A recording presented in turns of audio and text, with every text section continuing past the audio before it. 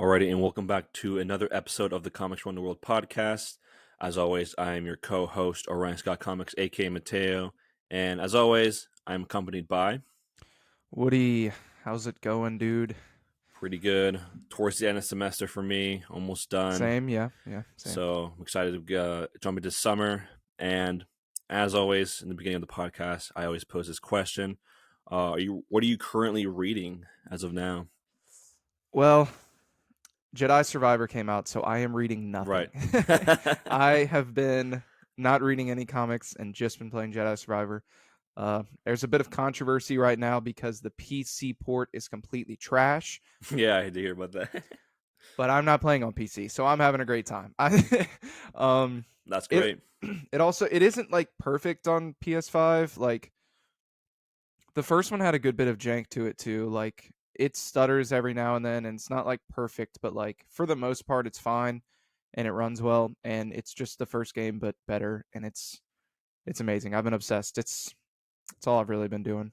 That's cool. Although I did to follow up on Warhammer, we talked about last episode. Hmm. Um, went to one of my LCSs. Although this one's like it's kind of like that third eye one. It's like huge. Yeah. It's not really the one I mainly go to for comics, but it's like the one I go to just like check stuff out because it has everything you can imagine. And they Mm. have a whole section in the back for Warhammer. And actually, I met some Nice. of the guys. I joined a Discord. And I'm gonna on Steam. He's gonna show me. It's got like tabletop simulator, and we're gonna play on Oh, Steam before I actually have to buy and paint figures. So I met some cool people. So damn. Warhammer, I'm falling deeper into the rabbit hole. Damn, you're lucky. You're a lucky man. Speaking of which of Star Wars, I actually went to the 40th anniversary of the Empire Strikes Back over the weekend. How was it? Um, it was a mixed experience because it was at like 10:30 at night, and usually I go to bed at like 11. So I was going in and out of sleep throughout the entire movie. But I mean, it's great to see Empire Strikes Back and like an IMAX in the I thought theaters. it wasn't Return of the Jedi. Oh, it was the Return of the Jedi. Yeah. As you can see, I'm not really into the Star Wars Return. that much. I wanted to go. I've just been busy with work and playing the Star Wars video game. Yeah. I wanted to play the Star Wars video game instead of go do that. But Return of the Jedi is my favorite Star Wars movie. Oh, really? So I maybe I should have, but whatever. I have a hot take regarding what's my favorite Star Wars movie. What is it? So, and I've rewatched the movie, and it's still solidified as my favorite Star Wars movie, and it is regarded as the most hated Star Wars movie. Uh-oh. Don't. It is Attack of the Clones. Oh, okay. I'm okay with that. I'm okay with that. I actually was just having this conversation with one of my friends because I used to say it was before the sequels came out. I used to say it was my least favorite, but I've rewatched it and I it's not like perfect, obviously. It's got a Yeah. lot of flaws, but it's actually a pretty fun movie and it's fun to make fun of, like Anakin being like a creepy guy and he's like, Yeah. "Yes, my lady." And he's like um I dream about you. It's just out of nowhere. And I'm like, okay. but the Coliseum scene is awesome. Yeah. The Jango Fett versus Obi-Wan scene is awesome. I that isn't like high up for me, but I like that movie. Yeah. It's whenever I say it's my favorite, everyone just like looks at me differently. But I don't know. I really like that era of Star Wars, like during like the Clone Wars and everything like that. That's like my favorite Star Wars era. That's also Um, my favorite era. so Although I think my favorite era actually is like right after kind of when Jedi Survivor takes place, right after the fall of the Jedi. I okay, think that's the rise of the Empire. Like they're not fully the Empire yet; they're yeah, rising. I think that's probably my favorite era. I got you. It's like I'm not even into Star Wars that much as of right now, and so I try to get into it, but I think I just fell off that boat. But still, Attack of the Clones is still my favorite movie out of the whole series. But anyways, today we have some things to cover. We are reading and reviewing, or we already read and we're going to review Annihilation Conquest. Woody, he read Annihilation, which is the event prior to Conquest and still has some seeds that falls into Conquest. And then we're going to discuss what we want to see in Guardians of the Galaxy Volume 3, which I'm hearing a lot of good things about. So I'm cautiously optimistic about it still because of all the other MCU movies I've seen in theaters I hated. So hopefully, Guardians of the Galaxy 3 is good. But I do want to introduce this thing of discussion right now. Over the weekend, there was something called SnyderCon. Basically, I think it was in LA where they showcased Man of Steel, Batman vs Superman: Dawn of Justice Ultimate Edition, and Zack Snyder's Justice League over a 3-day period. It's a lot of. Yeah. And at the end of each movie, they did like a Q&A with Zach and some of the other guys. And I know I saw that Ben Affleck was actually at the one after, for Zack Snyder's Justice League, which I was pretty surprised. Him and Ray Fisher, which was pretty cool to see. But what was not cool is some of the some of the things that were revealed in the essence of the Greek gods in that universe, in which, so it's been said that Zeus and the gods of Greek mythology were actually from Kryptonian descent, and Ares was the one responsible for crashing the scout ship we see in Man of Steel. So with that in mind, oh, and also not only were it's probably already given how like the Greek gods were of Kryptonian descent, but also the Amazons were from Kryptonian descent. Oh, I Uh, didn't hear that. yeah, Damn, that's even worse. yeah, yeah. Um, I'm a fan of Zack Snyder. I love his work. I love his movies, but there are some ideas that were announced or just like shown about the future of the DC EU that doesn't sit well with me at all. Prime example, making the Greek gods and the Amazonians part of Kryptonian lineage. What's your opinion on this? It's awful. Um, I feel like he sometimes just tries too hard. Like sometimes it works out for the best, and we saw some really cool stuff in his Snyderverse. But Yeah, then he does stuff like this, and it's like it's just too much. yeah, and well, there's another thing that really didn't sit well with me was the relationship of Bruce Wayne and Lois Lane after uh, Superman's death, and how she was pregnant with Batman's baby. Oh, I forgot. I forgot Yeah, about that. I and then I might be misremembering this, but it was like at the end of Justice League 3 where that child was going to be the next Batman or Superman or something like that. And I was like, "What?" And then like I thought it would be like an early rough draft, like, oh, here's an idea, but no. Zack Snyder said he was actually really excited to show that, and I was like, I don't think so. That does not work. It's just I I'm a big fan of change and doing stuff different, Yeah, but there's limits. There's yeah, you don't you don't have Lois Lane have Batman's baby. yeah. No, like there's a lot of cool things that he wanted to do with Justice League 2 and 3, with like Darkseid taking over Earth, and I think canonically speaking, the whole multiverse, because I know in Zack Snyder's Justice League, Steppenwolf said that the anti-life equation can take the will of any sentient being in the known multiverse or whatever.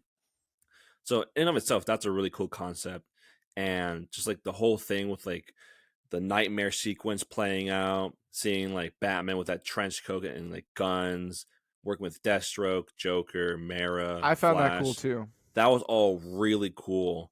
I was Um, yeah.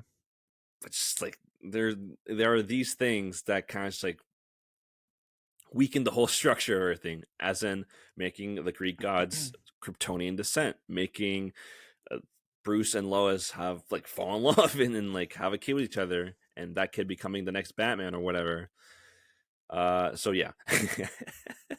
Yeah, I agree. He does some really cool stuff. He really does. But then he does stuff like that. It's just I think it's just a thing where he's trying a bit too hard to be different and to like Yeah. do something that's like monumental and like, but it's just a little overboard. Yeah, and I mean, this could be like a whole discussion for for another episode. Like just the things that like worked with like how Zack Snyder changed things, because there are some changes that I actually do like. That a lot of people, Aquaman. yeah, Aquaman was really cool. Personally, I really liked Batman in this. I know a lot of people hated Batman in it, not because of Ben Affleck's performance, but like more of the portrayal of Batman, of him killing people and all of this. And I said it once and I'll say it again. I think Batman's no like strict no killing rule whatsoever is kind of stupid. Take away my comic book card. Well, that's a stance I will firmly be on. Like there's like some circumstances where he should or just like allow someone to do something like that, but like it shouldn't give him like a card to say just like kill everyone or something like that. It should be like under extreme circumstances, essentially. But that's just my take.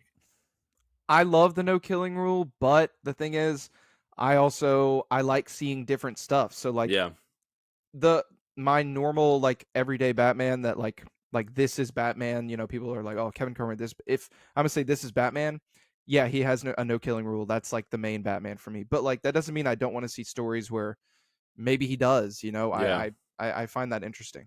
yeah, So definitely. And it's like the reason why, and it's just all like make it like you can make it do like it made done right. I think it was done right.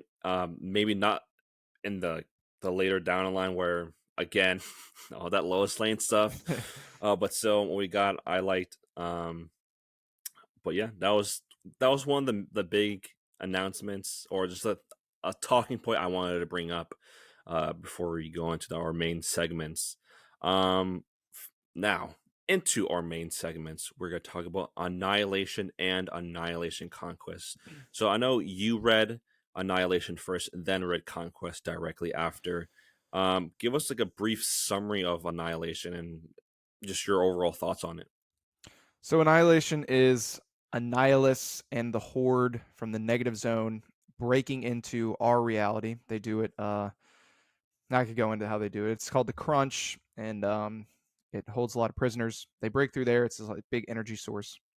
And Annihilation is basically, I mean, Annihilus just destroying the cosmos. Like no one can really stop him. He just has this giant, giant, giant horde of bugs, and they're just sweeping over all kinds of different planets. Like they wipe out the Kree and Skrulls for the most part, like not all of them, but Yeah. it also reintroduces a lot of characters that had kind of fallen off the map for Marvel, like Nova, Ronin, Super Skrull, um, and yeah, and it kind of it made me like Super Skrull.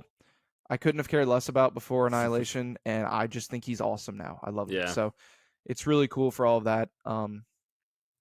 And it's a great story. Like I don't think you don't have to read it to read Annihilation Conquest. You could just read Conquest. Like let's say you just wanted to see the Guardians of the Galaxy, although a lot of them are in Annihilation. But if you wanted to see Star Lord, actually that's another lie. He's in Annihilation. He's in Annihilation. So, but if you just wanted to read Conquest, you could. Like it's It's its a good own story. Annihilus, a good Yeah, Annihilus story. yeah. And if you just wanted to read Annihilation, if you just wanted to read Annihilation Conquest, you could. They both stand on their own. Conquest refers to the Annihilation more, but it's not needed to read it. But I highly recommend Annihilation. It's really awesome. The Nova stands out in particular to me, but Yeah. I enjoyed all the miniseries to an extent. But one thing I will say that I found really interesting, because I also recently rewatched Guardians 1, and they say in it, they're like, Ronan is mad about the peace treaty. That's all they say in the movie. But at the end of Annihilation, they do sign a peace treaty because Annihilus is killed. Big Mhm. surprise, he does return. But What? No way. but Annihilus is killed, and so Annihilus's forces and like Ronin and the Kree and the Skrull and everybody, they all sign a peace treaty, and it allows Annihilus's forces to kind of take base on Kree and Skrull planets, which really pisses off Ronin. Mhm. But he signs it because he's like, the war has to end. Um, but he's not happy about it. So that made me think. I was like, so in the MCU, has Annihilation already happened? But it would obviously have to be different because in Annihilation, the first thing that happens is Xandar is completely destroyed, Right. like completely decimated. There is no Nova Corps, no nothing except for Richard Rider. So maybe Annihilation has already happened in the MCU, but it's just different planets were destroyed. That's what I was wondering because all they say is the peace treaty. Yeah. I mean, who knows? I mean, I depending on how Guardians 3 ends, I feel like they could easily do Annihilation and Annihilation Conquest as like maybe like Disney Plus series or like a whole like because we get like the whole multiverse event, but like it'd be nice to have like an event that's like not as big as that, but still an event in and of itself, kind of like uh Civil War in a Yeah, sense, where like it affects things, but like it doesn't encompass the whole like Marvel Universe. Yeah. exactly, yeah. So I feel like it's One easily done. one thing that's really interesting about the comic event of Annihilation is it takes place during Civil War in the Yeah, comics. While Annihilation is happening, Civil War is happening on Earth. They kind of briefly talk about it. Richard Rider's like looking out over Earth, and they're like, "We can't even ask them to help when they can't help themselves." He says something like that. yeah.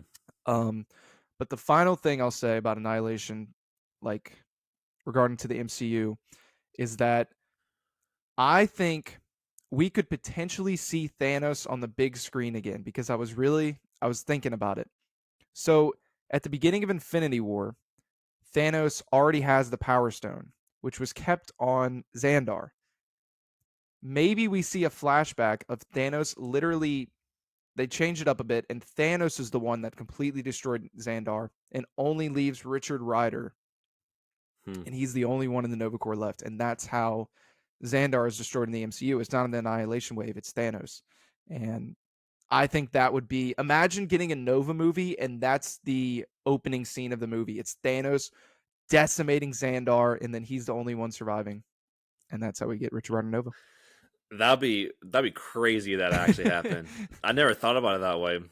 That I mean, it could work. It definitely could work. So I'm not opposed to it. Because yeah, that's I think that's a fun way to do a different origin of Richard Rider's story. Like Yeah, Xandar still gets destroyed. Like yeah, I would like to see Annihilation, but if they did that, I think that would be really cool. definitely. Um, I read Annihilation a while back. I haven't reread it recently. I think I read it like maybe 3 years ago, about 3 years ago, and I remember hating it. I remember hating it. I don't know. Did you read like all the miniseries and the main event? Yeah, I think. Then again, obviously it was like 3 years ago. So if I reread it again, I almost guarantee my opinion will change. Because I think there what was it? I did really like Super Scroll and Annihilation. I think it was really cool. Nova was an obvious stand up for that one as well. Did Silver Surfer have his own? He did. I was mixed on it. It's cool. The art's pretty trash. I forgot what it was about. It's pretty crazy. That's kind of the thing I like about it. Like it's got Super Scroll. I mean, not Super Scroll. It's got Silver Surfer, Galactus, and then it has these two. They're like related in some way to Galactus. It's like Aegeus, and they're like these cosmic beings, Oh, and there's it's like got. past Heralds of Galactus, I think. They're not like heralds. They're on the same power level as Galactus. Mm, I forget like their relationship to him, but Galactus imprisoned them in the crunch. It was the only way to hold them. And then when the crunch explodes from the annihilation wave, they are released. okay. Um, and they're it's a whole, you know, Yeah. thing to get into about them. But it was pretty good. They have Silver Surfer, they have Super Scroll, they have a Ronin miniseries, which I like the Ronin one a good bit. Um, and then at the end, they have a Heralds of Galactus story, which isn't That's really the a one. necessary read, Gotcha. but it's interesting, I guess. There was one miniseries in that Annihilation that Oh, was terrible. It was awful. I Before I even read Annihilation, I was doing like a little bit like what people thought about it and whatever. And people were saying like the Drax one, the Drax storyline, the little miniseries is bad. I was like, how bad could it be? After issue 1, I was like, this is terrible. This is awful. The thing I was thinking about the other day is it is bad. I mean it's bad. It weirdly kept my attention for some reason because the only thing that's interesting about it is Drax. Like he's Yeah, literally killed and reborn in the miniseries. Like it's pretty much the way of not retconning but changing how he was in the old school comics. He was much different than uh in Annihilation we basically see in a sense the MCU version. yeah. He's and seeing him be reborn, like there's a part where these two guys are beating him up, and as they beat him up, he gets smarter. And I found that pretty interesting. But like, Hmm. yeah, it's a terrible miniseries. Yeah. The one thing is like when you read like Drax pre Guardians of the Galaxy, you can see like what we were robbed of, in the sense of like his character. Um, we get a little more Drax, not a whole bunch, but we do get a little bit more of Drax and Conquest. Um, One thing I'll say from Annihilation 2 is I realized in the MCU, Drax is nerfed. He is nerfed in the MCU. In like Annihilation, crazy. he kills Thanos in Annihilation. He kills him. Yeah, he like when he like busts his like hand through his back and like grabs his heart. I'm like, oh man, I was like, that's not the Drax I know. right? Although I do love Drax in the MCU. He's hilarious. So Yeah, I'm not going to complain, but he is nerfed. yeah, heavily, very heavily. Um, so any final thoughts before we go into Conquest about Annihilation? Um, I I'll say like as a whole, I preferred Conquest, but if we just like talk about the main event, I think I preferred Annihilation.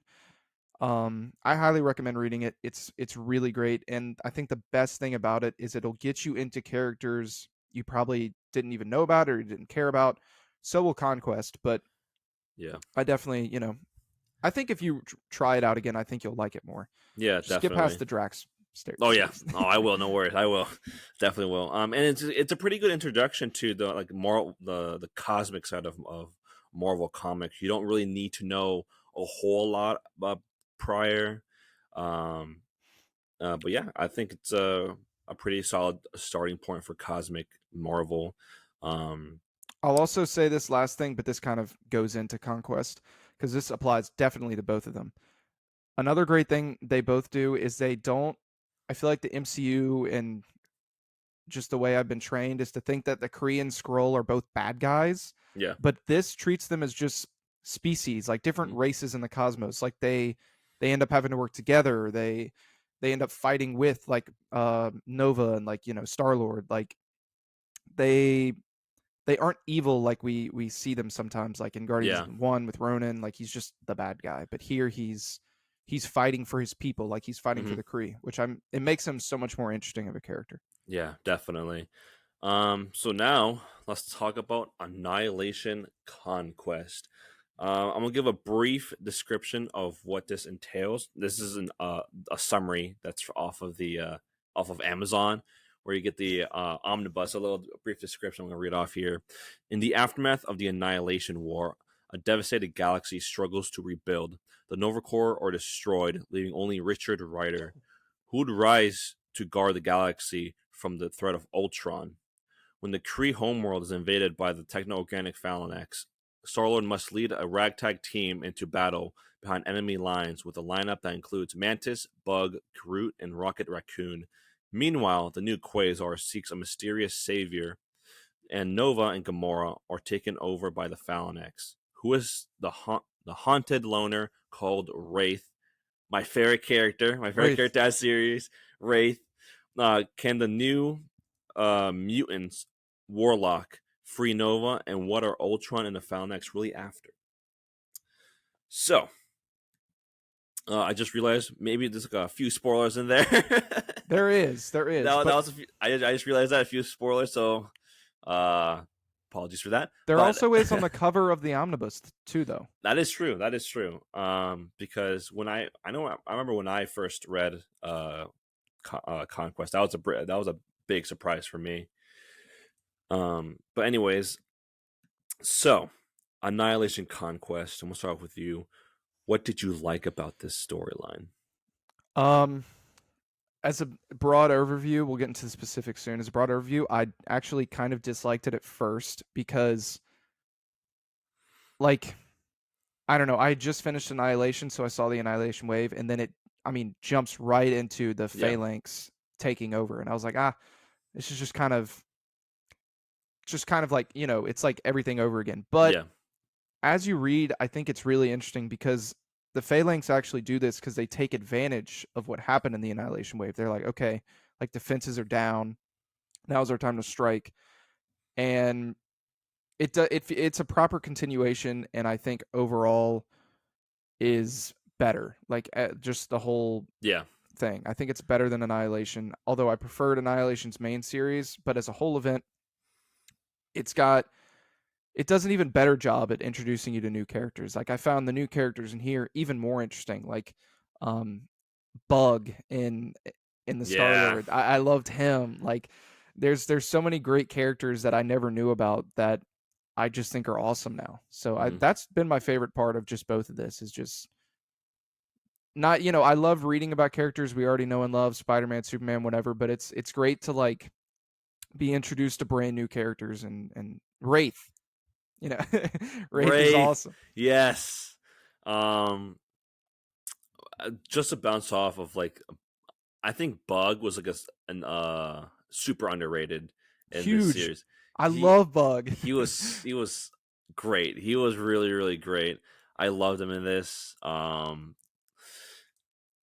With the overall story, when I read it, I totally forgot that because I read it on Marvel Unlimited, and that didn't contain like the Nova series, and like it contained like a portion of it, but not the part where they he gets like the new mutant warlock things, like the Oh, it really didn't have that. no. So I when I was reading the finale of the series, I was like, oh, I forgot, like I forgot about these guys, and I was like, Did I it just have the missed. part in Nowhere with Cosmo? No. For Damn. yeah, mine it was like I think it was issue 7 through 11 or 12, I think. That's when those are the ones that were in the Marvel Unlimited. So and like in the omnibus it collects Nova 1 through 12, so I kind of miss all that. But I do remember those parts because I did read it a while back. A little bummed I didn't reread them, but oh well. Uh, but overall, this is probably my favorite Marvel event of all time, as of right now, for me at least. I agree. It's I think it's really cool. The Phalanx are interesting. Um, like you said, it kind of just like takes advantage of what happens uh in Annihilation Yeah. after the Annihilation wave. It's really interesting how they go about their things. I like it how they just shut off Kree space and it kind of just isolates it, and how that has consequences because no one can get in or out, obviously. And with Quasar, I think this is Quasar, Phyla Val. She was I think she was the daughter of the first Captain Marvel, Yeah. Marvel. So the quantum bands, they kind of resemble they don't resemble, but they kind of act like a Green Lantern power ring in the sense where she can mix like constructs and all that stuff. But there's like jewels on these bands that they need like energy to like, stay like energized. But like since Kree space is cut off, she's depleted of that energy. So it's kind of like a struggle of like, her trying to preserve her power while also trying to maintain her like composure about like what's everything is going on right now, because she goes through a lot in this series. She goes through quite a bit. But I just really loved this whole like the villain, the Phalanx. I loved how Ultron was behind it all along. It Yeah, kind I of just think that it made the Phalanx more interesting for me. that yeah, and it makes me like and appreciate Ultron a lot more because like Yeah. of how like crazy he is in this, and I just love it overall. all the series I actually liked. Obviously, there's like ones I prefer, like the Wraith one, because I think Wraith like the coolest character out Do of you all of wanna this. do you wanna talk about like each like little mini series? Yeah, let's go. Let's do that. Um, I don't really think it's worth talking about the prologue. I mean, basically all that happens in the prologue Yeah. is we kind of just see them take over. It's they basically, they quickly take over the I forget what planet Star Lord's on. It's a Kree planet. Oh, Hala. Hala. They take over the Kree sentries and eventually the Kree people, and then that's when they like cut off space. It's almost like a little bubble. Um, and yeah, we just see that happen there. I mean, it's a Yeah. good prologue though. It helps Yeah. you see how everything happened. But then the first one, I believe it's Star Lord's Yep. miniseries, right? Yeah. Yep. Um, what did you think about this one? What So were for some of your this, favorite parts? I really liked the Star Lord miniseries a lot. The artwork, not so much. It's a unique style. And I did grow into it, but it's like not a prefer. Like I didn't really like it a lot. I'm not like crazy about it, but it's still I unique. agree. It's distant and like it's like different. But overall, I really liked the story in general. Keep in mind, if you guys do read it, it's not Peter Quill. Nothing, almost nothing like what we see in like Guardians of the Galaxy movies. Um, he's more, I guess, he's a little more serious. He's more kind of deadpan and some essence because he's like he feels guilty about the Phalanx basically taking over the Kree because in the prologue we see Peter Quill. He's a higher up in like the Kree rankings or something like that. Yeah, it's because of his work in Annihilation War. Yeah, He really won over Ronan, and so he's like really respected by Ronan. Like the other Kree don't get it, but Ronan just like really appreciates what he did in the war. So right. he's like put in charge of putting together this Kree Sentry army, and then it just kind of all Yeah, falls apart. It's not his fault, but he feels, yeah. He feels responsible for it. Um, but I really like this version of the Guardians a lot. I loved Rocket. Obviously, Rocket Raccoon and crew are here. We get Mantis. We get those. What's it called? Captain Universe, Captain Universe, Bug. but Bug, underrated. One like he's I like love the Bug. best out of all of that group. And I then agree. we get Death Cry. Yeah, I forget about Deathcry because she she dies Yeah, she dies pretty pretty quick. quickly, and She without good reason. I I do think her death made because Captain Universe kills her Yeah. by accident because it's kind of funny. She's getting mad because he's taking her kills, right? Hmm. I think he's killing the people that she's attacking her. It's something like dumb like that. And she's like, you know, uh, those are my kills, blah blah blah. And so she attacks him, and he doesn't really know the capabilities of his power, and he like blows her up. Yeah. I But forget. it makes his character interesting because then he's like, he feels guilty and he's trying to learn how to control his powers, and he's like, I don't want to kill. So Right. I thought it was pretty funny because I totally forgot that happened, and I was like, oh yeah, she's like she gets evaporated essentially. It's pretty funny, and then like we see basically Captain Universe like sulking about it, saying like, what have I done? And like, but like the Guardians are like, get over it, yeah, like they're like get over it. shut up, dude. Like, Right. And I mean, honestly, I was like, yeah, just like get over it, shut up. Like, who cares? But this group was really cool. I liked the fact how they went into. I think they're in Hala. Their mission was like going on Hala and get information, and then they went into like basically no tech. So they're kind of like yeah, they couldn't have sneaking text around. so that they get a Exactly. Going in no tech. It's interesting to see how they interact with each other.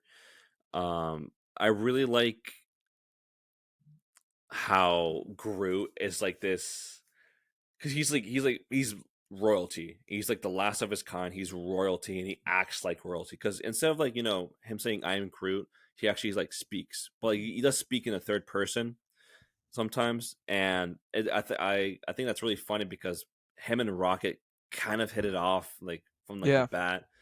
I really like Groot in this, The one and thing I don't know. So he talks in this miniseries, yeah, but in the main Annihilation Conquest, he says I am Groot a lot. Like yeah, I think he says something else, but he's kind of like the MCU Groot in the Annihilation Conquest series, and in this miniseries he's talking. So I found that I didn't know like what. yeah. Me neither. I know exactly what you're talking about. It's just cuts from him saying like full on sentences to like him just saying "I am Groot." So I don't know I what don't. happened there. Maybe it happened in like in like the in a Guardians run. Who knows?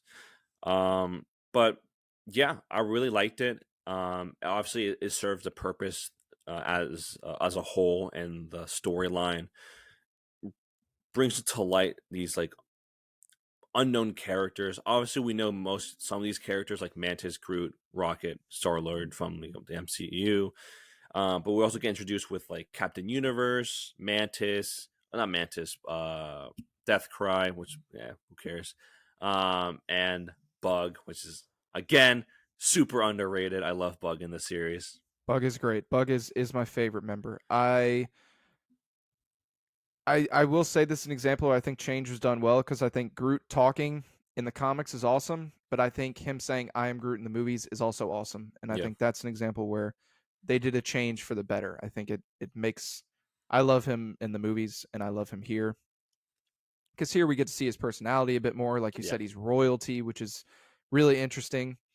I found that as far as the Guardians we know, Rocket. I mean, I could hear Bradley Cooper. Like Oh yeah, I definitely. Yeah, definitely.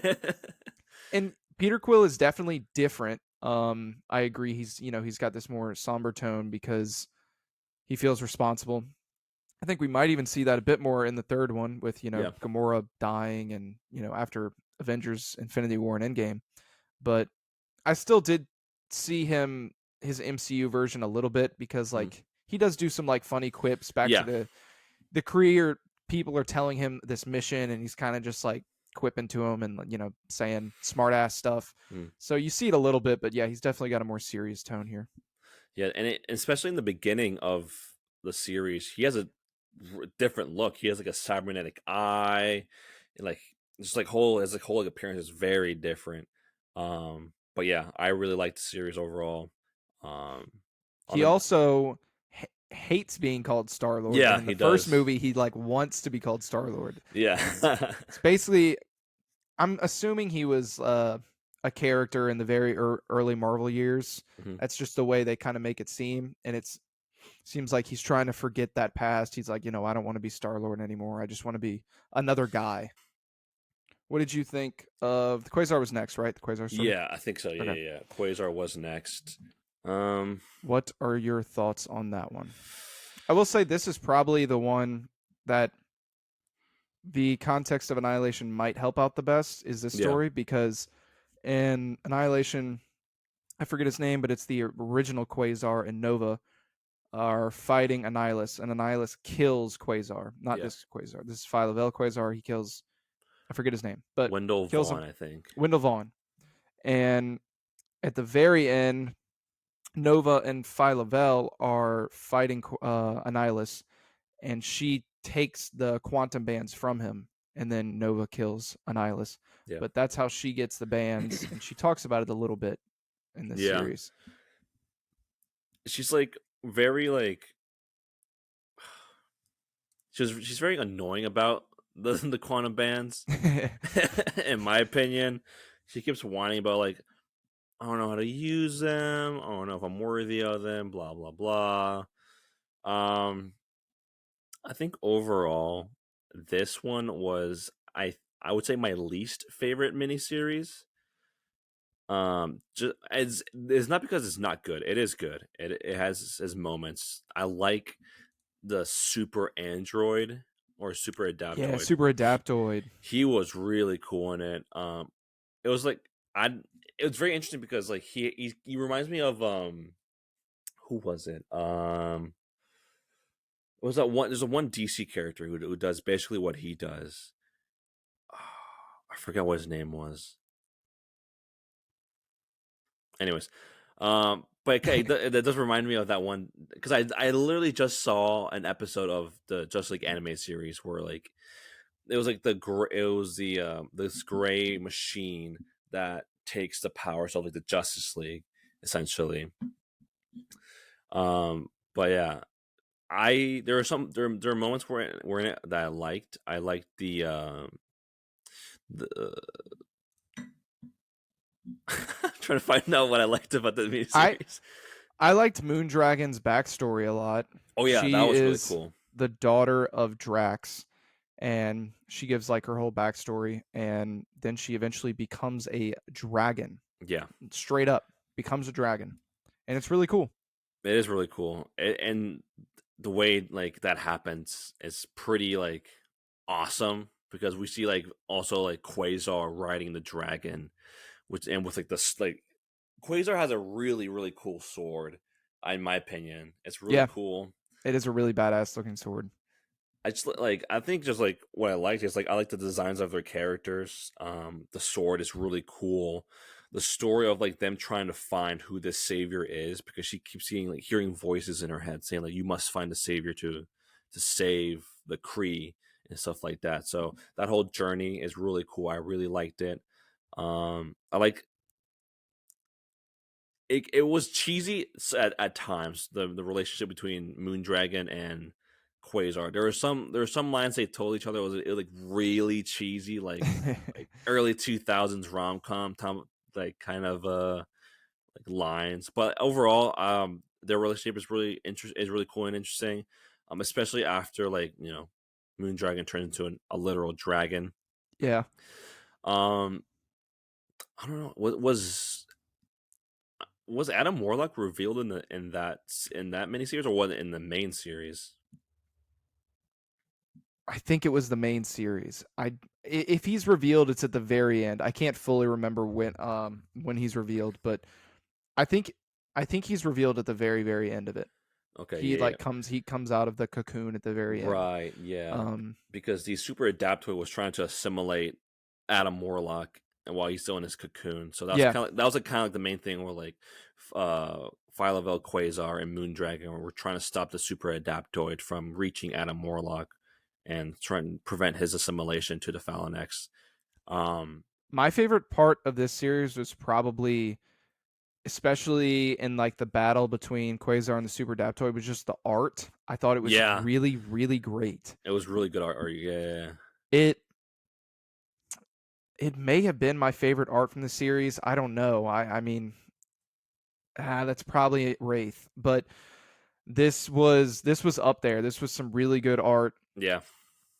I liked her battle with Super Daptoid, like you're saying. He turns into like Hawkeye, and then he's turned into all these different Avengers. He even steals her power, which she Yeah. uses to defeat him in a pretty cool and interesting way. Um, it's nothing special, but I definitely enjoyed reading it. Like Yeah. it was cool. Yeah, it's like even though it's like not my favorite, it's still a good a fun read. It's still a cool read. I something that I liked. Speaking of the artwork, was like the paneling during like the fight between Quasar and uh Super Super Adaptoid. Daptoid. I thought was really cool. Uh, there's like a lot of good moments in this, obviously. Um, but yeah, I think the next one is Nova, isn't it? Yeah, Nova. Nova. So obviously you read the all of like the like 1 through 12 Nova, right? Yeah, I read through 1 through 12. Okay. I only read a certain section because Marvel Unlimited did me very dirty. So Quas I would say Quasar would be between my second or third favorite.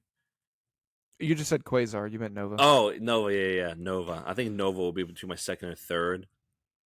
It's juggling between Nova and Star Lord, but Yeah. there were parts, at least the part that I read, that was really like, I guess, like shocking in a sense, because I'll speak on my part where Richard Rider tries to escape the Kree space by doing the logical thing of just like heading straight for like the Yeah. barrier and getting incinerated. And he lands on this planet, and this uh, Kree engineer, I think, some Kree that works for the army. Um, she gets the Nova uh, helmet and like suit and everything, and the world mine essentially. Yeah. And the thing that really was interesting was like the fact that they're being hunted down by an assimilated Drax and Gamora. Um, so they hunt after her, and like she obviously doesn't know what to do. She's trying her best, and I think, and also an assimilated Richard Rider too. That they Yeah. fight towards the end. And the thing that shocked me was like the fact that like they just kill her off like there. Yeah. This is when Richard Rider is still like assimilated, like you said, Yeah, by the Phalanx, and but it's kind of also how he comes out of it because my favorite part is it's just this white space and it's the yeah, assimilated version of him talking to the normal version of him, and he's like telling him, like, he's like, why aren't you screaming, why aren't you fighting this? And mm, then he tells him that he is fighting it, and it shows this page where it's like a bunch of yeah, novas. So I think in the background, this is what I thought, at least it was trying to say, like in his the back of his mind, he was creating all these different novas through the Nova Force, like while he was assimilated. Is that what was happening? I thought that's what was happening. I think since like basically the world mine is like after the events of Annihilation, just like has like all of the Nova Yeah. data in like that one database, and that's why it's like critical to like the world mine doesn't succumb to the Phalanx and be corrupted. So I think it's just like those uh constructs of all the other Novas in his mind fighting the Phalanx. So that's what I got out of it. Oh, okay. Because I didn't totally understand what's happening there. So it was like in his mind, it was like the Nova world mind fighting off the Phalanx Yeah. assimilation. Okay, that's cool though. Also, there was literally a blue Pikachu on this artwork. Really? Yes, I was like, what? It's the shot of like, oh, you're creating all these Novas to fight off the Phalanx in his mind, but one of them was a Pikachu Nova. I just I did had to not say know that. that. Yeah. That's funny. I did not know that. Um, that's basically all I read because that's all was given. So do you want to just take it over for the Nova miniseries? Yeah. I loved, like, he lands when he tries to go and he hits the outer rim and then falls. He falls on this planet that had been like destroyed by the annihilation wave, and they're like really desperate. And it's this Kree girl that's like the leader that gets the Nova Force, and I don't know. I just found it so compelling. Like, Gamora kills her, and him having to deal with that, like after he's like come to. Yeah. It was just all really interesting. And then the part that you didn't read is so at the very end of that part, that series, is he kind of creates, like, I guess, a Stargate inside of the bubble, and then he's able to transfer outside of space, and he gets Yeah. transferred to nowhere, which is a lot different than in the MCU. It's this celestial head that's heading towards the edge of space, and once it gets there, it will cease to exist.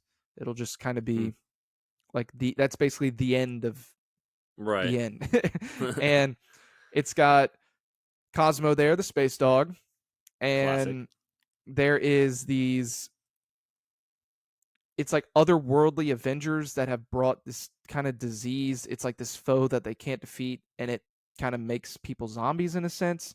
Hmm. It kind of gives off like space horror vibes in the very beginning. It's really cool. Then eventually, you know, Richard Rider defeats that using his phalanx assimilation. He like puts it into, it's really cool, the zombie foe goat, whatever he is. You don't actually ever see him, by the way. He's just Mm, like encapsulated. It's kind of gotcha. creepy. And then Cosmo helps send him to the Phalanx homeworld, where they have Warlock, I believe, the mutant. Is like a Yeah, robot mutant. Is that his name again? Warlock? it's like Warlock Self or something like that. That's what he calls himself when he's talking. Yeah, He's like Warlock self, like he's like saying, basically it's yeah. his way of saying me. Hmm. Um, goes to their homeworld, and they're like, I don't want to say the parents, but they're like the origin of the Phalanx, Hmm. and but they aren't like, they don't like the Phalanx. They don't like what the Phalanx is Yeah. trying to do. They're against that, and Warlock is basically saying he's trying to change the ways of his kind, like the techno somethings, and make it so that they don't have to feed off life force, which means like people. Hmm. I think they need life force to survive or something.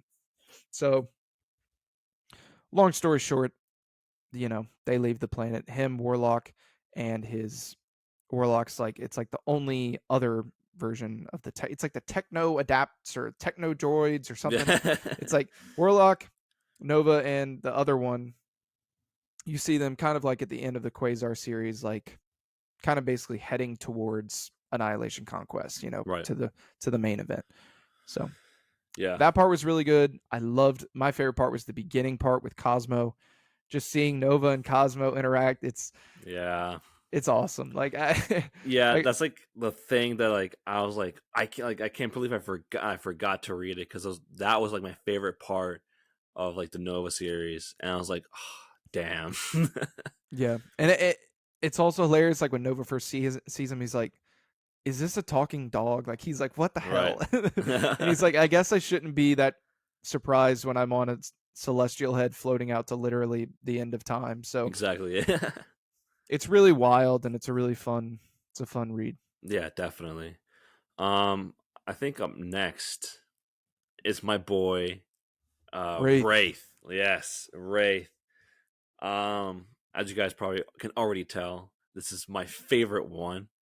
Um, I think he's not in a lot after this. I think. I've heard, and I need to read it, that he's in a the Venom King of Black. He has a one Really? shot in the Venom King of Black Wraith. Damn.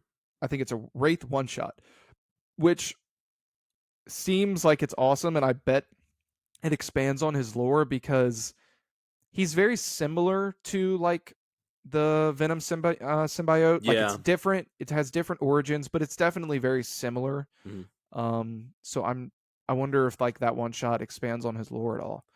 Yeah. I might just have to read that one shot. Dude, See how it goes. the art in this Wraith miniseries is so Yes. good. It's so good. Yes. It's so Yes. good. Yes. The artwork is really great. Just like his style, his weapon, his like Oh, motorcycle, his origin. It's all just it's so his origin badass. is so cool. It is, yeah, it's crazy. It's a pretty crazy origin.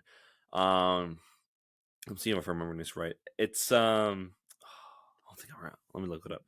So for Wraith, the one thing that stands out to everyone is the fact that he's alive but not alive, and like the fact that he's Kree, but he also is not Kree. That's like the main thing that sticks out. And at the beginning, he is trying to find the people who killed his parents. Essentially, the it was a man with a signet ring with a skull on it. That's his shtick at the beginning of the miniseries, trying to find uh, who killed his parents. He doesn't care about the annihilation. Yeah, I don't care about Uh, anything but that. yeah, he doesn't care about it all. He's like, I'm no part of it. I don't care about it. I just want to find the person who killed my family and all that stuff. And his weapon, so cool. It's a gun, but also could be like a whip, but also can be like a sword thing, I and think like he he can can slice. transform it into whatever he wants. Yeah, and it's really really cool the way it's like designed and how he uses it. Really cool. I think if I'm no, I didn't. I remember when I was getting the Annihilation Conquest omnibus, I was deciding between the Ultron cover or the Wraith cover. I think I went for the Ultron cover, but now thinking about it, I should have went with the Wraith cover because like the covers for this series were also very very cool, They are really cool. very cool, and it's just like a really it's a dark character both aesthetically and literally. Well, dude, I'll tell like the lore. All The right, lore is really dark and but really cool and like yeah, interesting. it's like Um, unique. It's really unique. it's these Kree explorers that stumbled upon this thing's called the Exolon. That's how I'm Yeah, going to pronounce it. Exolon. It's these parasitic entities. They're pretty much in a way symbiotes. So if you haven't read it and you want like a description, just imagine the Venom symbiote in a sense. But they feed upon the beings that they host, and you gain like strength, immortality. You become basically like a badass superhero, yeah, whatever. But in return, the host loses all sense of time and sentience, and the only way they can remember their previous lives, like who they were, like any of their humanity, is inflicting agony upon themselves. yeah, So like it's brutal. It's like it's really dark. But Wraith is the only one that doesn't have to do this because he has not forgotten who killed his parents. I guess that mhm, memory is so strong yeah, that he is the only one with the Exolon that can, remember his past without inflicting agony. So he's just kind of this, like, everyone's like, "Who are you?" And he doesn't like have a name to give them. yeah, And oh my god, dude, the part where Ronan is assimilated, hmm but oh, that's another. I'll talk about that once we get to the main series. But he's assimilated, and he's torturing Wraith, trying to because Wraith can inflict fear upon the Phalanx, yeah, and he's torturing him, trying to figure out why. And because of who Wraith is, and his kind is so used to inflicting agony upon themselves, he just kind of smiles. He's like this is nothing. Like, yeah. Because like I think they're called the Nameless, yeah, the and like their pastime is literally just like inflicting pain on each other. That's like they're like a hobby, like a common thing to do. It's like to like inflict each other with agony, and it's crazy. It's so yeah, crazy. when Ronan's doing that, he like smiles. He's like, Yeah, kind this of like is nothing. sadist. But dude, um, oh yeah, that mini yeah, series is so good. it is really good. I might anger you here. I'm gonna say something. Oh no. Okay, like I said, I love the main series or his mini series. Going into the main series now, I think they did him a huge disservice, and he just becomes a plot point in the main series, in like Oh no. Annihilation Conquest. Oh yeah, I definitely agree with that one. He just becomes a plot point. Yeah, he gets super sidelined and They only use him for his power of putting yeah, fear into the phalanx and being it. Like that's it. He yeah. does nothing. Yeah, I no, I do agree with that. It's one thing that I did notice how like, it's like a very drastic difference between his own miniseries and like the main Conquest uh series. It does. I was like, because I was like, are we getting more Wraith? Like, what's going on? 'Cause obviously, it's not gonna be like Wraith centric, even though it Yeah. would have been cool. But like, he does get really pushed aside a good amount and just like using for his powers, and like it's crazy because like his powers essentially are like the one thing that essentially would have saved and like destroyed like the Phalanx Ultron's power because it was who was it? It was him and it was the silver robotic robot. She was in Annihilation. Praxagora. Yeah, Praxagora. Praxagora. So they both so Ronan has this like underground thing, like a facility on his home world, and it's full of like sentries. And if both Praxagora and Wraith go to each of the sentries, like basically makes them immune to Yeah. the The phalanx and all phalanx. this stuff. So that's another thing. Like he's like crucial in it, but he gets like a sideline in the main event. But the way we get to that underground Kree base, oh dude, that actually is the best part for like if you've read Annihilation because I love that part so much. Yeah, it's really sick. It's like you can really see how differently they did Ronan and Guardians compared to like what he actually is in the comics. Like, I'm sure he's been like he was in the MCU. I'm sure he's been like that in the yeah, comics, but I just loved I love the portrayal here of like these are all just different races and species trying to defend their people. Like right, there's a part where in that part you didn't read with Warlock and Nova that was really great where Warlock's like I forget he like Warlock could save all the phalanx. He could like annihilate them quickly, but it would like take all of his life force and it would kill him and he's like the last of his kind. And he Nova's like, "Come on, like dude, like you can literally wipe out this awful race that's trying to assimilate the entire world." And Warlock is basically like, "I have my species and my race's best interests at my heart." He's like, "Would you make the human race go extinct so that you could save another race?" And Nova's like, "Yeah, no, I wouldn't do that." So yeah, like I really like that aspect in just both these stories. that's true. I mean, overall, I feel like we should get a Wraith series Wraith in Marvel. series. Petition right now. Chief editors in Marvel listening to this, make sure to make it happen. Donnie Wraiths. Cates should write it. Donnie Cates. Oh, dude. Oh, that's my dream series right there. Donnie Cates writing Wraith. I have Ryan Stegman Yeah. draw it.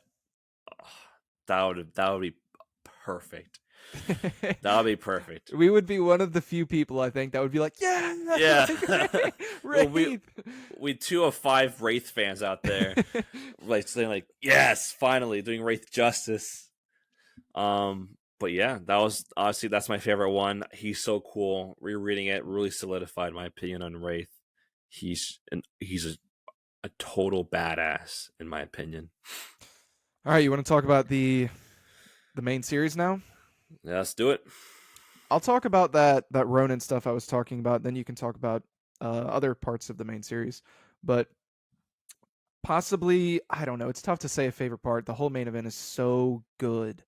Um, but a part I loved that really draws back on Annihilation is Ronin and Super Skrull and Praxagora, and I think Wraith as well. Go to this planet that Ravenous. He was one Mhm. of Annihilus's like top guys.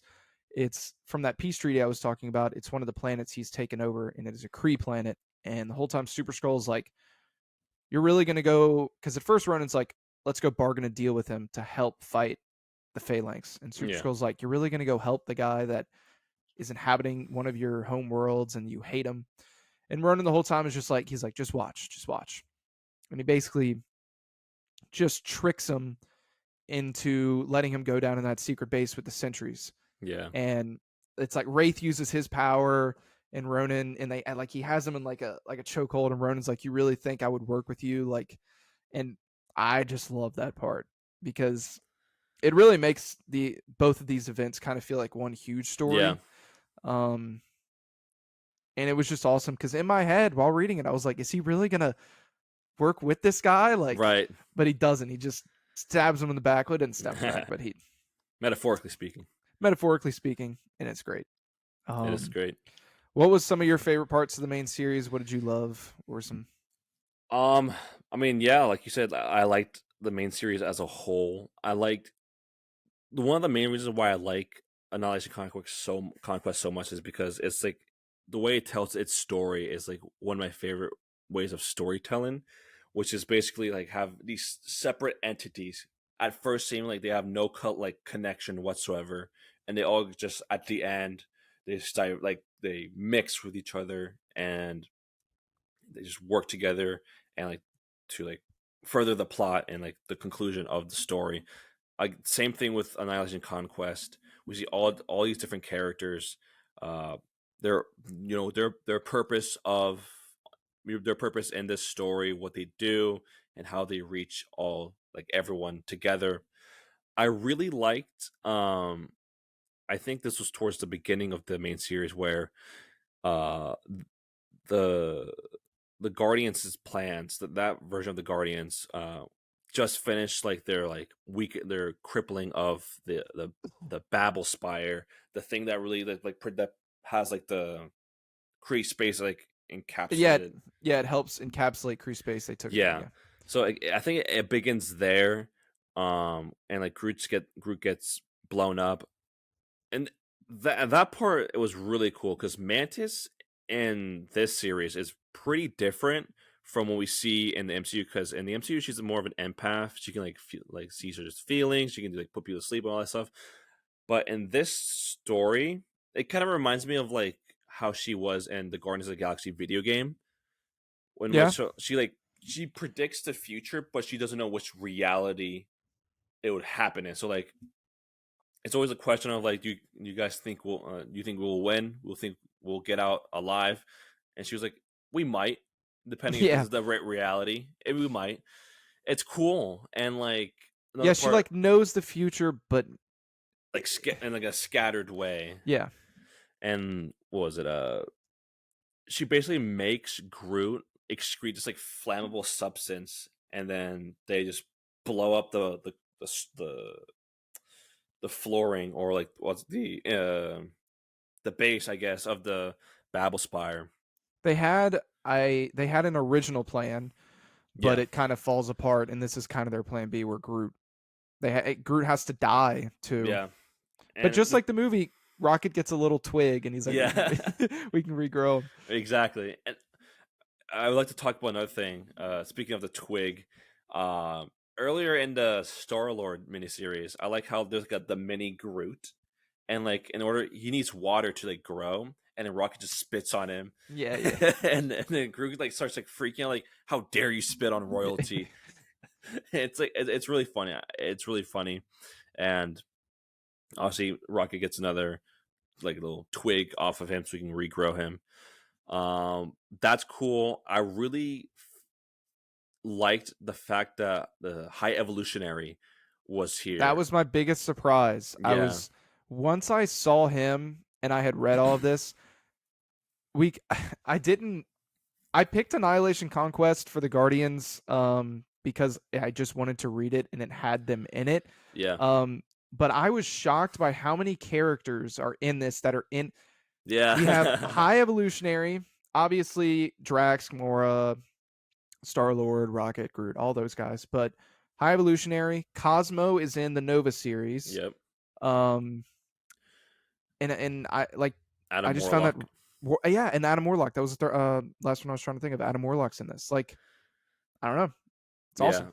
it is cool. I knew because when we were discussing what we should read prior to Guardians 3, I kind of like wanted to push Conquest because I totally forgot that High Evolutionary was in this one, because when I reread it I was like, oh yeah, I totally forgot that he was in it. But I knew like, because like their outfits were like basically the same thing that we're gonna see in Guardians 3, which I was very happy about. I was like, oh, I was rooting for that. Obviously Adam Warlock being in it, and just like this is why I keep saying like they could easily, maybe not easily, but they could very much do like an Annihilation or Annihilation Conquest storyline in the MCU, depending on how everything ends in Volume 3.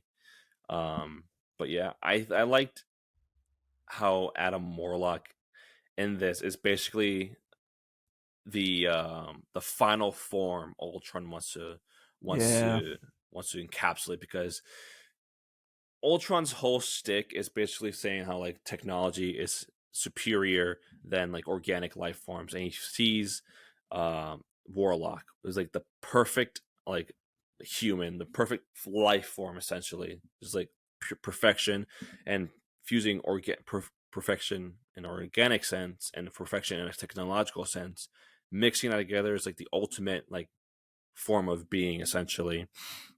So that whole part was pretty cool. I liked, obviously, in the conclusion how uh oh, there's another thing with the centuries that Ronan takes. He basically, instead of helping them defeat Ultron, Ronan basically sends all the centuries to decimate the entire planet. Yeah. He thinks it's a lost cause. But Yeah, they do find out as they get closer.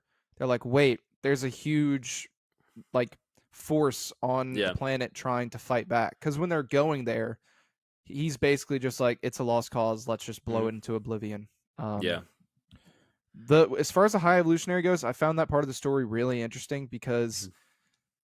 in the Quasar miniseries, she keeps hearing this voice Yeah. about but who it actually was, I'm pretty sure, talking to her was the Kree, oh, what's it called? The big head guy. Supreme The Intelligence. Supreme Intelligence.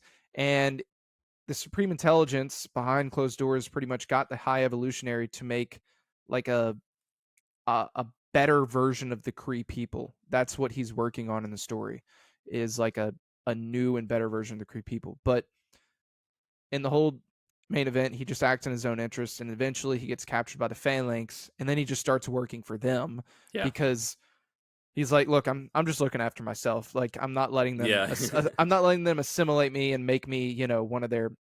So I'm just gonna do what they say." And Right. he starts trying to make like an an army of Adam Warlocks for Ultron, and then while all the crazy stuff's going on, I think he just hightails it out of there. He's He just does. Yeah. He's like, I'm gonna he's get out of yeah, here. he's just working in his own self interest. But he's a really I haven't read much of the High Evolutionary. I like his design; it's very Yeah. cool. But I'm really excited to see him in the movie. I think his character is very unique. Yeah. You know, Definitely. Yeah, and I feel like um I haven't read any High Evolutionary before uh Conquest, so it was a new character that was being introduced. But you don't really need to know who he was before that. You kind of get his shtick in this in the series.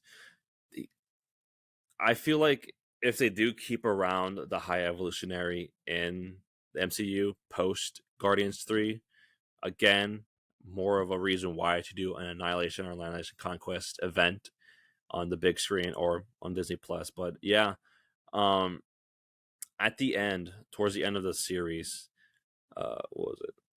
For Ultron to take over like Adam Warlock essentially, and like I, th- I think it was Quasar who essentially saves everyone because it's Quasar and Wraith yeah, Wraith, because they yeah. it's just used as a plot point.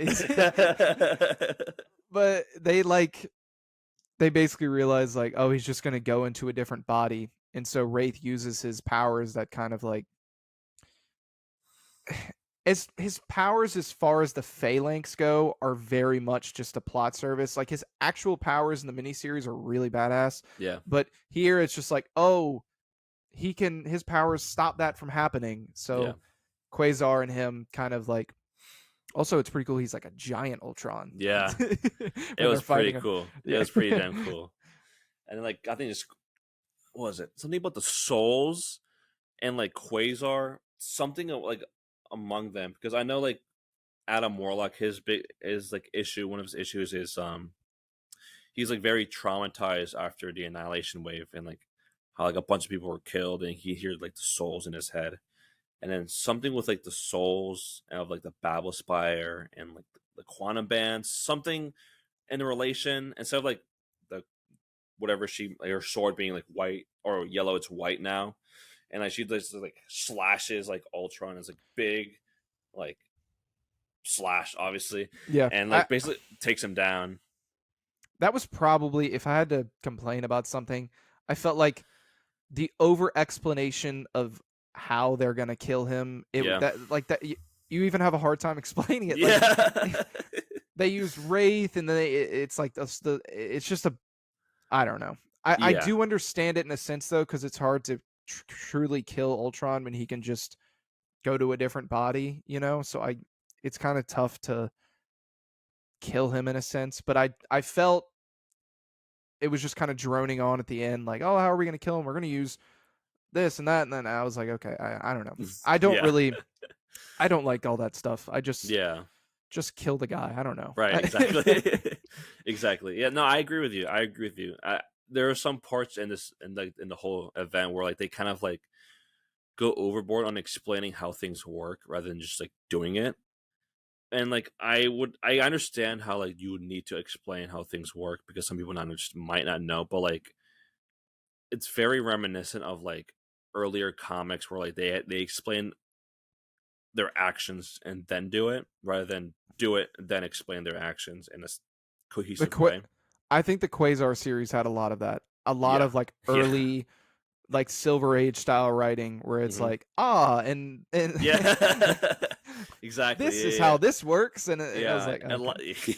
yeah, that's like yeah, that was the one of the reasons why I didn't like it that much, because it had that sense of writing, and I was like, okay, Yeah, I think when they're killing Ultron at the end, it kind of does that a little bit. Like, hmm but like I said, I do get it because Ultron is yeah, he's not living. He's a so he can just escape into a different body. So it's yeah. got to find a way to get around that, I guess. If I gotta be completely honest, one thing that I have like I'm a little iffy on was the merging of Ultron and Adam Warlock. I thought it made sense. It was pretty cool, but like I felt like it's one of those scenarios where like at the end of the event the villain does something crazy, or like it just the villain merges with something else and becomes this like absurd character. I'm not calling this like that Adam Warlock Ultra Infused absurd, but it just gives me that vibe of like Yeah, assuming his that like that last form and the like in like final the form. yeah, exactly. And I was like, The reason I really liked that part is because of High Evolutionary in it. yeah, I think if he wouldn't have been in it, it would have felt that way to me. But I really liked, he's working for God, I keep forgetting the big Kree head. What's the thing's name? oh, the Supreme Intelligence. I keep forgetting the Supreme Intelligence. Okay, at first he's working with the Supreme Intelligence trying to do the Kree, and then he gets captured by it. I like how he's just kind of he just wants to do his work, Yeah, but I don't know. I liked that because he's not doing it in his own interests, but he's doing it, just to stay himself. He's like, oh, he says a bunch of times, like, oh well, yeah, a being of my status can't be assimilated. Like I'm above that, so yeah. I'll just do what he says. And Exactly. But overall, what do you think about it? I loved it. Do you want to? I think it'd be fun if okay, what if we ranked from the prologue to the main series, Okay, like every individual piece? okay. I feel like last personally, not because it's bad or anything like that, but it kind of just like serves more as a recap. Was Annihilation Saga, because that was like a one Oh, I shot. wasn't even gonna. I didn't even read that because Yeah, I I had did. just read. I had just read it, so I didn't. Yeah. So like again, if you pick up like a collected version of Annihilation, whether it be trade paperbacks or the omnibus, it contains a one shot of Annihilation. Basically, it's like a timeline of like everything that happens in Annihilation. I didn't read it because I already knew what happened in Annihilation. But if you're jumping into Conquest without reading Annihilation, it would definitely help, Yeah, because there's a lot of plot points that drive into Conquest, and a lot of characters from Annihilation into Annihilation Conquest. So you know, automatically last because it doesn't really serve a purpose. But like if you're a new reader, obviously it does. But yeah, automatically last. So out of the actual series, last, I got the prologue. you got the prologue. Hmm. Yeah, I guess I have to. I guess I have to do the prologue, because even though it does set up a lot, like the entire event, it just that's like its only purpose, just to Yeah, explain everything that's going on, introduce the characters and stuff like that, and yeah, that's basically it. yeah. I thought the Annihilation prologue was a lot better, but it it does its job, I guess. Yeah. After Um. that, I would put Quasar. Yeah, I agree. Quasar, not because it's bad, but like compared to the other ones, yeah, Yeah, I think it has the best art. Wraith. It has the second best art. It has the it does. second best art. Yeah, it does have the second best art. I really like uh Phyla Vel Quasar, because it makes me want to read Quasar more, because it's a character that you really never like see or like hear of, whether it's the Wendell Vaughn Quasar or the Phyla Vel Quasar, just Quasar in general. It's a character that I would like to read more of because they seem like an interesting character. Um, so yeah, After that, what would I put next? I think I'd put the Star Lord series for me. really. Yeah.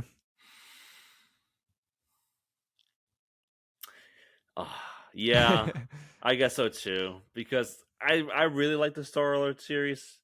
Um, but yeah, compared to like the other ones, yeah, I like the Star Lord series, but the only thing I really loved about it was the banter between the team. The events happening, I didn't find all that interesting. I just found the team really fun, yeah, like working together, just the banter, the quips, all that between them. You know, Rocket, Groot, Bug, Star Lord, all of them. Deathcry getting blown up. yeah, It yeah. was all. That was really the main thing I loved about it. Everything else I could do away with. Right, The that makes art, sense. the story. Yeah. Yeah. Next up, I have. Also, I'm including the main event, like the main Okay, series. You yeah, can yeah, okay. You can rank that too. yeah. I'm gonna go with Nova. Okay. I'm gonna go with Wraith. Oh no. I'm gonna go with Wraith. I loved it though, dude. These Yeah. top three are like these top three are great. Yeah. They stand above everything else for me. These next three. Next one, I have the main event, I'm Annihilation also gonna Conquest. put the main event. I'm also gonna put the main event. And But at number one, obviously, is gonna be Wraith for me. I got the Nova series, dude. The Nova series, especially. Well, to be fair, you didn't read 7 through 12 this time.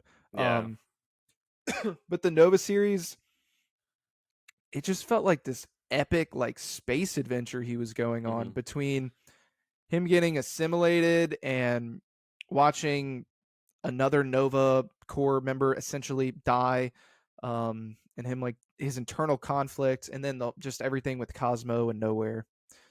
Yeah. I don't know. It does make me want a Quasar project of any kind more Do you for the mean Nova? MCU. I keep saying Quasar. Yeah. I keep saying Quasar. Yeah, a Nova project. A lot more now for the MCU. Hopefully, Guardians 3 after credit scene. that's what I'm Guardians 3 after. saying. That's what That's what I'm I. saying. Hopefully, some allusion to Nova, Richard Rider, anything, anything. I really like the character Nova. He's really interesting, especially with the fact that he's the only one left, the only Nova Centurion left. But it doesn't stand a chance next to Wraith. Wraith is so badass. I love Wraith so much. He's such a cool character. His design's awesome. His weapon's awesome. His space motorcycle's awesome. His backstory is awesome. His powers are awesome. Everything about him is awesome. So Nova Wraith all the way up to this fucking stratosphere for me. I loved Wraith, dude. I mean, I loved Wraith. He unfortunately got sidelined in the main series, but Yeah. his mini series. Oh, that reminds me something I did want to say about like the main event. That I really my favorite part about the Phalanx was we see in the miniseries Ronan is assimilated Mhm. and like they have taken over, but they give you free will when you're Yeah. assimilated. Like even while he's taken over, he's like I don't want this. Like I don't want to do this. And they're like, we won't force you to until you want it. That's Yeah. when like you're fully Yeah. assimilated. Yeah. I mean, it makes sense because the way the phalanx explain it, it's like, yeah, we could, you know, being in complete in control of you, but like you having emotions, like rational thoughts and stuff like that, as like a normal sentient being, is more effective for conquest in that Yeah. sense. Ultron explains it eventually. He's like, yeah, basically what you just said. He's like it was the final step for me like learning merging technological and organic life. Like Yeah. that free will aspect. Although it really isn't free will when Yeah. they're the assimilation is making you believe in it. Like it's still Yeah. making you do its cause and it's making you so it's like free will, but like not really. But Yeah. it did make the phalanx, I think, 10 times more interesting than once they assimilate you, you just become like a drone like you see in every other like sci-fi thing. Like Yeah. so I thought that was a really, really interesting twist to Yeah. phalanx. Definitely, yeah. I agree. But yeah, overall, what would you rate it out of 5? All of it put together. So we just ranked everything, but if you read it, from prologue to main series, 5 stars. Yes, sir. Me too. 5 stars. 5 stars. 5 stars for me too. Um, yeah, that's all I gotta say. It's definitely a 5 star for me. I said it before, prior to my reread of Conquest, and now I can confidently say again that it's still a 5 star event, Marvel event. So if you guys do want to check it out, it's on Marvel Unlimited. It is on, I think it's on Hoopla. There's book 1 and 2 for trade paperbacks. It's on Comixology. You can, I think, still book 1 and 2, or more preferably, go to your LCS local comic book shop, see if they have the omnibus or the trade paperback versions of Annihilation Conquest, or even Annihilation if you want to read the whole series in general. But definitely check it out. You don't really need to know anything prior to any of the characters or anything like that, because it's a pretty good jumping on point, like I said earlier, into the Marvel cosmic side of things. It's they're, again, they're events, so they're large scale. So I feel like with these type of events, especially the way this Annihilation Conquest is structured, you read these little miniseries from these different characters, and if you like a character a lot, like for example Nova, you can read like more Nova comics and like more and like branch out that way. So it's kind of like a catalyst to see like which like cosmic character you like a lot. Same thing with Yeah. like Annihilation and Silver Surfer. If you like Silver Surfer Annihilation, you'll definitely like him and a lot of other things. So we highly recommend it. Definitely go check it out. Yeah. I Yeah, would give Annihilation 4.5 because I think the mini series are weaker. And yeah, it makes it just a little bit worse as a whole. Although I like the main event more there. As a whole, I think it's slightly weaker because the miniseries aren't as good as Conquests. I do have this question to ask you specifically. Out of both, who do you think was the better villain, Annihilus or Ultron? Annihilus. Really? Yeah, for sure. Also, I mean, the thing that helps is Annihilus is the villain from the beginning of the prologue. Like Yeah, Ultron is he first appears in the main event. Like yeah, he's more of a surprise villain, although he's on the cover of the omnibus and yeah, they also Drax says his name, and I think it's that the end of that Nova series that you didn't read. He says Ultron. Mhm. Um but I already knew he was in it because of the cover of the book. Yeah, But as a whole, I think that was another thing. I used to only really know Annihilus from Avengers Earth's Mightiest Heroes, the show, and I've never thought much of him, but he is a badass villain in yeah. Annihilation. Definitely. I mean, I can't really give my opinion since I haven't reread Annihilation in a really long time. But I would agree, Annihilus is a really badass villain. Uh, yeah, I just like the negative zone aspect of things. I like how his reason why he wants to you know do what he does in Annihilation. We won't go into too much. But I like a lot of things about Nihilus. And what a surprise, he lives at the end. One thing that's really cool, usually after I read a comic, I'll watch the comics explained video on YouTube. It's kind of I love doing that after I read something. If he Hmm. has a YouTube video on it, I found that um, there's obviously like multiverses and whatever and all that stuff, but no matter what, there is only one negative zone. The negative zone connects Oh, all the multiverses and whatever, like, but there is only one negative zone, and I did not know that. I didn't know that either. It's pretty cool. That is cool.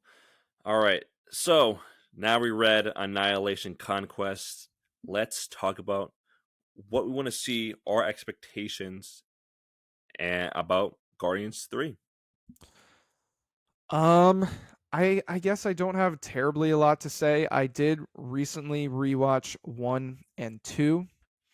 Um, I'll save which one I liked better for, I know next episode we'll review Guardians 3, and we'll also maybe we'll rank them and stuff like that, but I love both of those movies, and I just have a lot of faith that this will be a great conclusion to the trilogy. I don't know what I want to see. If there's an answer to that, it'd be a post credits Nova. Right? Yeah. um, I mean, through reading these two, Annihilation Conquest, I'd honestly say he's at least moved up into my top 10 favorite Marvel heroes. Like Mm. he's so awesome, and I'd like to see him. But as far as the movie goes, I guess I still want the comedy, but I also expect this. I think this one's going to have more of a serious slash sad tone. Yeah. I guess that's what I want, but I also expect that. What about you? Um, given my previous experiences with the more recent Marvel movies, I'm going in cautiously optimistic because I am hearing a lot of good things about Guardians 3. I hear it's one of the best. Then again, a lot of people say that about a lot of the new Marvel or DC movie that comes out. So I'm definitely more excited now than I was a while back. Um, Again, I hope they allude to Nova in some capacity. It would make sense. I hope they do that. But overall, I'm excited for to see the Guardians one last time. Unpopular opinion, I actually prefer the second volume over the first one. All right, I was going to save it. But yeah, I like the second one more. Yeah, I mean, a lot of people, I don't know why, but a lot of people like bash on the second one. It's got a more comedic, it's got a lot more comedy. But I love them both. I really love both movies, like a lot. Other unpopular opinion, I didn't like Guardians one as much as like a lot of people do. I'm like when I rewatched it, I was like, eh, Really, I love yeah. that movie. I rewatched it recently, and I was like, but like when I say like I prefer Volume 2 over Volume 1, it's by quite a lot. Okay. Yeah, it's I by wouldn't quite a say lot. it's not a lot for me, but I love both. Yeah. Um, I will say this about the third movie. This is a decision I already feel. I hate the design of Groot. I Oh I yeah, hate it. What the yeah. hell, dude? Why can't he just look like he does in the first movie? I don't know. I've been waiting for that Groot to return, and why can't we just get him? yeah. I'm not too excited for that. I am very excited to see Adam Warlock though. Yeah, I am. I've still never really. I've read actually a somewhat decent bit of Adam Warlock, and I can't get myself to get invested in him. But Yeah, maybe this will do it. I don't know. yeah. It's interesting how they're gonna do it because like one of like the main things of about Adam Warlock was like him having the Soul Stone and Yeah, stuff like that, and like Soul World and everything like that. So it's gonna be interesting to see the MCU's version of Warlock, and they might take inspiration from Conquest because when he's reborn there, he doesn't have the Soul Stone, and that's there's a true. character that even says like, "Hey, last time I saw you, you had a stone on your head." Yeah, So I mean, well, I guess we'll see. yeah, Like, actually, yeah, because in the comics, he keeps calling High Evolutionary Master. Or not in the comics. oh In Conquest, he keeps calling yeah, High Evolutionary Master. So I bet it does take inspiration from that, like where maybe the High Evolutionary made him. I It could be that maybe.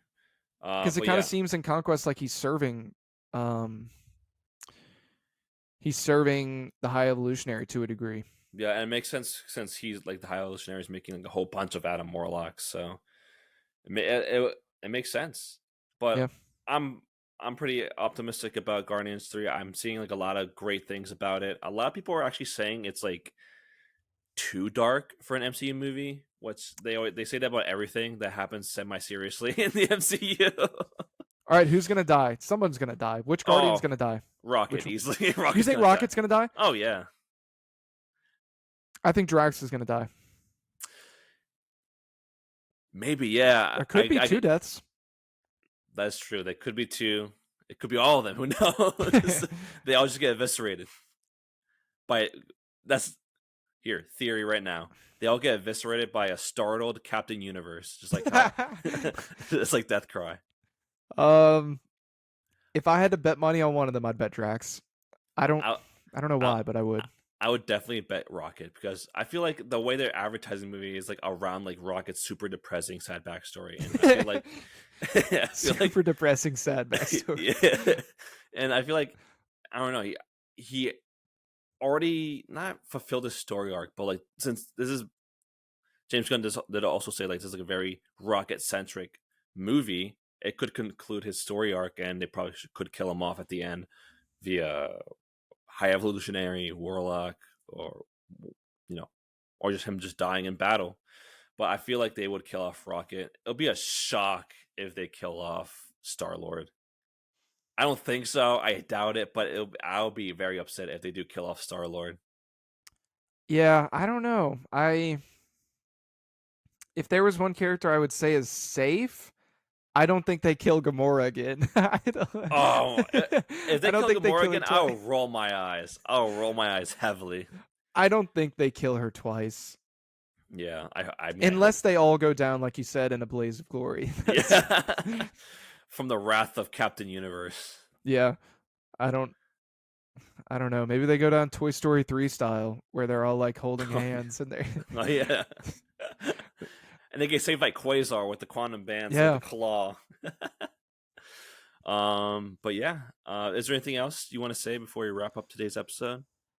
No. I mean, like I said, this has probably been this has been my favorite thing we've read on the podcast so far. Yeah. I went to my LCS yesterday. I picked up 3 Nova comics, like single issues. Nice.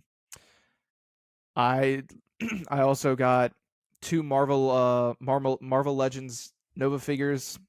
I've actually already read the Sam Alexander Nova series. I love that series so much. Is that the Marvel Now? Yeah. I read volume 1 of it, and I was kind of iffy on it, honestly. I was kind of like, eh. Don't say that. I bought Sam Alexander Marvel Legend and Richard Rider. That's sick. And like I read that series and I was like, oh, Sam Alexander Nova is amazing and I love this series, and I kind of left it at that. And for some reason I was like, I don't care about Richard Rider. It was almost like my love for Sam Alexander made me Okay. I don't know why. But now that I've read Annihilation, I just think Nova's just like I've never had my interest in the character be here and then just skyrocket this quick. But I can't wait for the movie though. Yeah, me neither.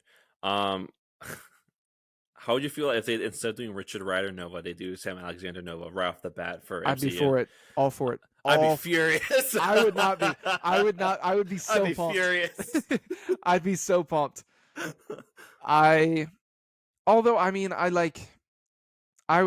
Sam Alexander was kind of my first introduction to Nova, but at the same time, I do think Richard Rider would be better for the MCU. Yeah, I mean, I guess I need to reread. I'm gonna make us read that. I'm gonna make it. Put it on the wheel. Put it on the wheel. Dude. It's so good. It's so good. Yeah, I remember reading it. I was like, no. I mean, who knows? My opinion might change. But yeah, I loved rereading Conquest again. Finally, very excited to see Guardians 3. I want to see if they pull any inspiration from both Annihilation or Annihilation Conquest. Hopefully they do. Maybe post-credit scenes Annihilus. Who knows? Could be. That'd be cool. But yeah, I guess that's it for today's episode. Yeah. Next episode, obviously, we'll be reviewing Guardians of the Galaxy Volume 3, as well as was that next episode? Yeah, yeah. Next episode is the review of Guardians Volume 3. All right, and we're comes out this weekend. Oh yeah, I forgot. Yeah, I think I'm thinking on Friday. So yeah, I'm excited for it. With that being said, guys, make sure you follow us on TikTok and on Twitter at ComicsRTW. Definitely check us out there. Oh, we posting clips of our podcast on TikTok and just updates and just tweet here and there on Twitter or pins on news. We just got verified, so pretty solid, pretty cool. Where can they find you in the world of the internet? Just definitely follow our Twitter and TikTok, like you said. I'd shout out my Twitch like usual, but I'm gonna be pretty consumed by Jedi Survivor and then Zelda Tears of the Kingdom, so it'll be a while before I stream again. I'm just That's fair enough. That's fair those games enough. are gonna consume me. So Yeah. You can find me on Instagram, TikTok, and Twitter at Orion Scott Comics. But again, emphasis, follow us on Twitter and on TikTok at Comics RTW with clips, updates, all that stuff. And just make sure to check out on our previous episodes and make sure keep up to date on our episodes to come. And yeah, with that being said, just remember that comics run the world. All right, see ya. peace.